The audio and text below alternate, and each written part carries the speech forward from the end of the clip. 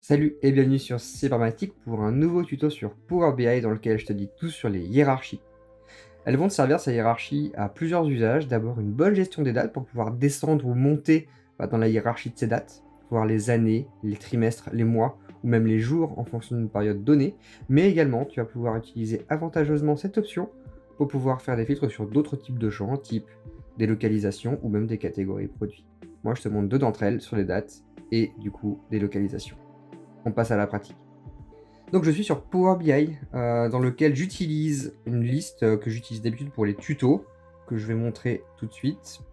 Cette liste elle est sur Microsoft 365. J'y accède directement via mes listes. Voilà, je traite vraiment de cette liste là dans laquelle j'ai tout plein de champs différents, du texte, du choix et de la date. Toutes ces données, je les ai aspirées dans Power BI de manière à avoir toutes ces données qui sont ici. Également, j'ai dupliqué cette table, donc via une fonctionnalité que j'ai déjà expliquée auparavant, ce qui va me permettre également de te montrer un cas d'usage dans lequel c'est très cohérent d'utiliser cette hiérarchie et la méthode que je vais te donner. Donc là, en plein milieu, on a un graphique qui va reprendre le nombre d'occurrences, tout simplement. Le nombre d'occurrences que j'ai en fonction du temps. Okay, donc là, je suis sur la date de création et combien j'ai eu du coup de ventes dans cette période. Donc là, on voit en 2021, j'en ai eu 10. Je peux cliquer dessus, c'est du réactif. On peut avoir accès aux différentes données qui sont associées. Voilà, quand je passe dessus en surveillance, je peux les voir. Je peux également cliquer dessus et voir les lignes qui sont associées. Donc ça, c'est l'avantage de ce type de graphique. Et également, tu peux voir ici que tu as toute une liste de petits champs qui te permettent de voir les données en fonction d'une période de temps.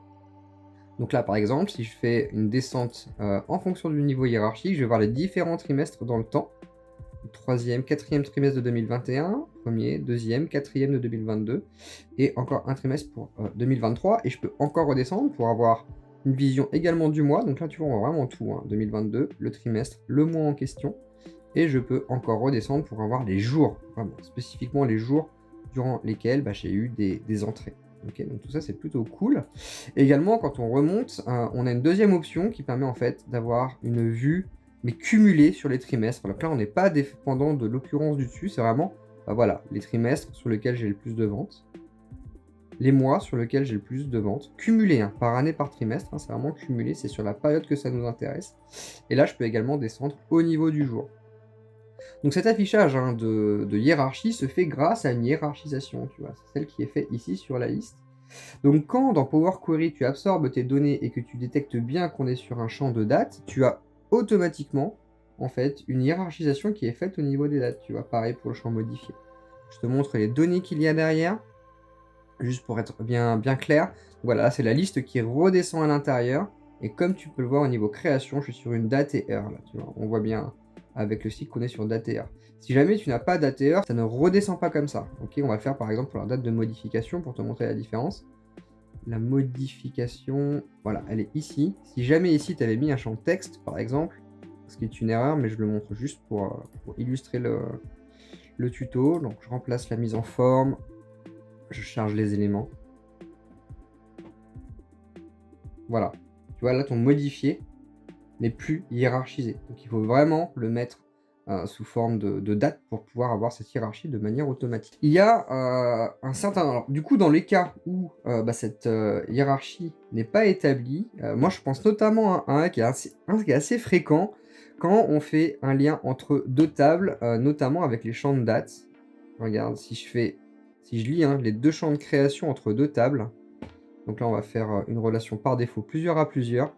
Comme tu peux voir, ta table tuto YouTube n'affiche plus le petit icône avec les dates, ce qui est super pénible, parce qu'en fait, ton graphique, là, ne marche plus. Tu n'as plus de hiérarchie de tes dates, et tu peux plus faire ce filtrage drop-down que tu avais auparavant. Donc là, pour le coup, il n'y a pas de méthode magique, il va falloir qu'on reconstitue une hiérarchie au niveau des dates. C'est ce que je vais te montrer aujourd'hui. On a quelques petites opérations à faire avant de créer une hiérarchie. On va déjà créer des colonnes dans lesquelles on va venir chercher les informations de la date. Donc moi, je vais vouloir l'année, le trimestre, le mois, le jour. Je pourrais vouloir les semaines aussi si je voulais. Bon, là, je le fais pas. Mais la logique sera la même. Donc déjà, on va créer une première colonne. Tu vois, c'est dans les outils de colonne qui sont là. Nouvelle colonne. Je vais l'appeler année. Et je vais lui dire comme formule que c'est year de créer. Tu vois, donc là, quand tu tapes juste les premières lettres, t'as en menu contextuel directement des propositions qui te sont faites et qui te permettent d'aller chercher l'année. Si tu veux être plus à l'aise et que tu veux voir graphiquement ce que donnent tes colonnes, hein, n'hésite pas à te mettre directement sur la vue de tableau, de manière à voir au bout que ça renvoie bien la bonne année de ta date de création. Donc tu vois, la date de création, elle est là, et l'année en question, elle est là. Donc là, tout ça, ça fonctionne. Et on va continuer à rajouter des colonnes. Donc là, cette fois-ci, je vais prendre le trimestre. Et là, je vais mettre quarter. Voilà, c'est une fonction quarter. On va retaper les premières lettres. Et donc, c'est ma date de création. Il te donne directement le quarter. Directement ici. Je continue avec le mois.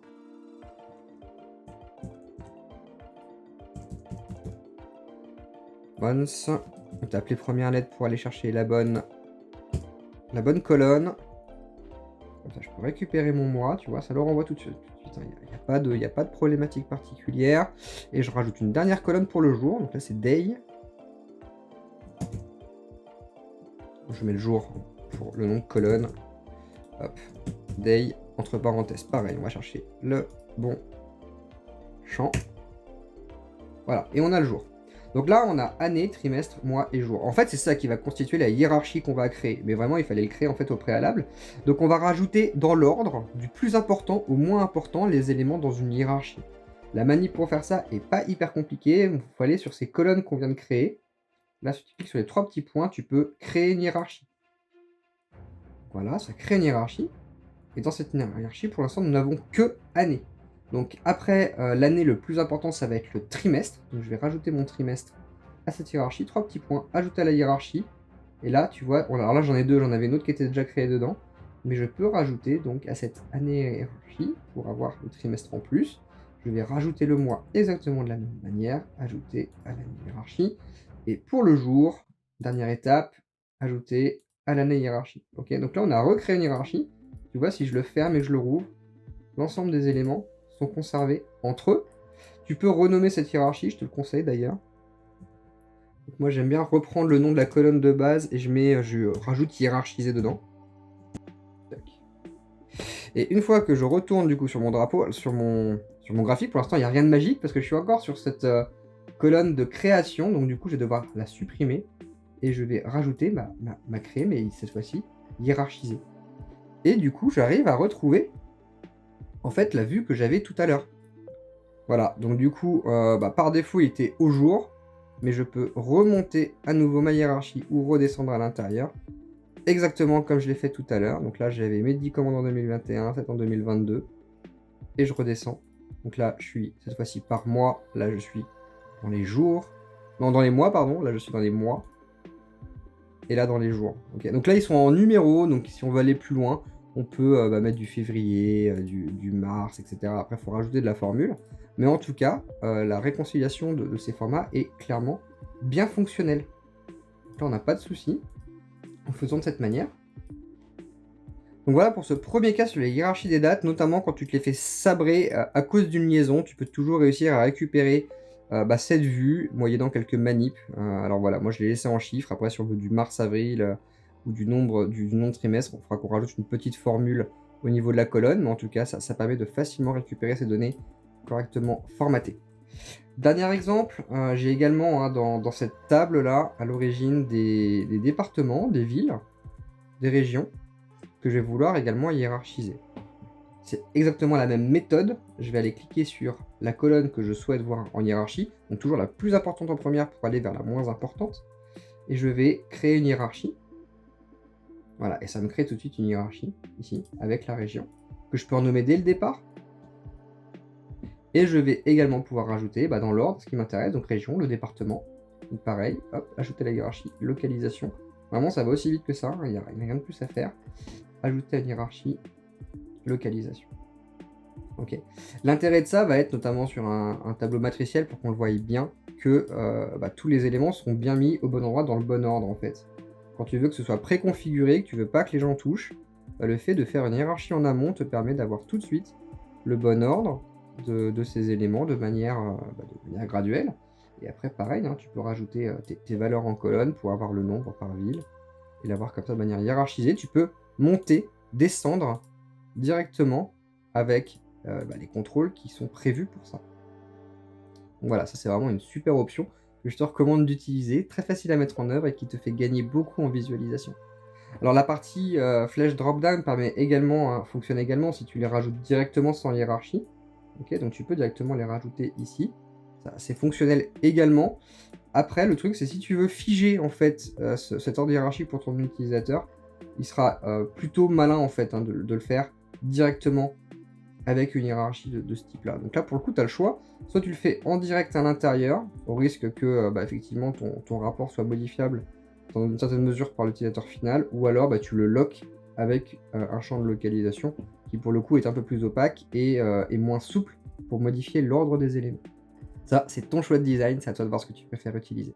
Voilà pour ce tuto Power BI dans lequel je te montrais tout sur les hiérarchies, comment les utiliser pour du champ textuel, comment l'utiliser pour de la date, et également le petit débugage qui va bien quand tu lis des tables et que tu perds notamment la hiérarchie automatique des dates, tu peux la reconstituer de manière relativement facile en utilisant l'option que je viens de te montrer. J'espère que ça va te servir, que ça t'a plu, lâche un petit pouce, abonne-toi à la chaîne, une petite cloche pour savoir quand les vidéos sortent, tout ça c'est la récompense du créateur. Et du coup, amuse-toi bien avec Power BI, j'espère que ça va te dépanner dans pas mal d'usages, en tout cas moi ça m'a beaucoup aidé. Et on se dit à très très bientôt pour un prochain tuto. Ciao!